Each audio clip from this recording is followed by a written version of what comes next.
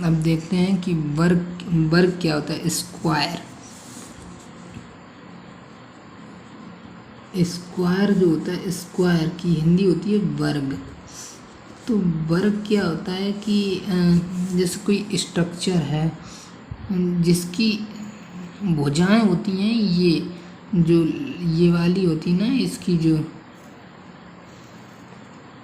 जैसे ऐसी कोई चौकोर चार कोनों की ऑब्जेक्ट है, इसकी ये वाली मतलब जो सभी दूरियां हैं, ये जो सभी इसकी जो डायमेंशंस हैं, सभी भुजाएं हैं ना, आपस में बराबर है। अगर ये 5 है, ये भी 5 होगी, ये भी 5 होगी, ये भी 5 होगी। और जो हर एक कोण है ना, वो हर एक 90 अंश पे होना चाहिए, तो उसको हम कहेंगे स्क्वायर। ठीक है, उसको स्क्वायर कहेंगे। जो सभी जो लंबाई है ना, इनकी भुजाओं की बराबर होनी चाहिए, और कोण हर कोण 90 अंश का होना चाहिए। क्योंकि जैसे कि अगर ये हो गया,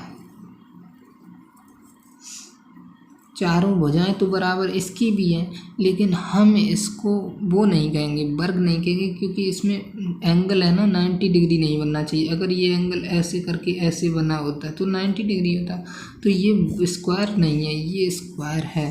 तो स्क्वायर में क्या होता है कि स्क्वायर का जो एरिया होता है, एरिया यही होगा ना, किसी का एरिया मतलब कि जैसे एक चौकोर खेत है, फील्ड है चौकोर, तो उसका एरिया कितना है, तो एरिया निकालने का सूत्र होता है एरिया ऑफ स्क्वायर।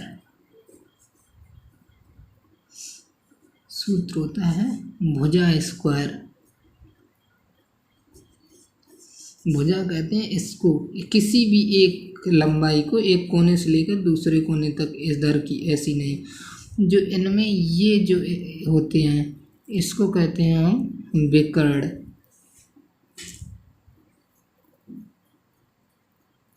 आमने सामने के कोने को जो मिलाते हैं उसको कहते हैं विकर्ण। तो एरिया जो स्क्वायर का होता है वो भुजा स्क्वायर होता है। ठीक, वॉल्यूम तो होगा नहीं, क्योंकि वॉल्यूम 3D ऑब्जेक्ट के लिए होता है, जैसे गेंद हो गई। ठीक है, अब क्या हो गया, अब बात करेंगे आयतन, आयत की। आयत क्या होता है कि जैसे ऐसी स्ट्रक्चर है कोई चार कोनों की, इसकी क्या होती है, आमने सामने की भुजाएं जो होती हैं वो बराबर होती हैं। जैसे ये आमने सामने क्या है, ये इसके सामने एक भुजा ये वाली है, और इसके सामने भुजा ये वाली, तो ये वाली इसके बराबर होगी, ये वाली इसके बराबर होगी, और हर कोण 90 अंश का होगा, तो उसको कहेंगे आयत। ये अपना आयत है।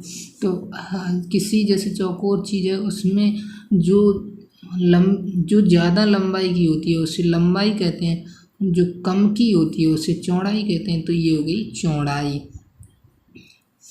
अब क्या होता है, आयत का क्षेत्रफल हम कैसे निकालते हैं। आयत की इंग्लिश होती है रेक्टेंगल।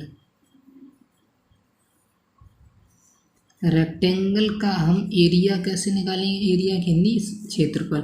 तो इसका सूत्र होता है लेंथ गुणा लंबाई गुणा चौड़ाई, ब्रेथ। तो ये होता है लंबाई गुणा चौड़ाई। ठीक, ओके।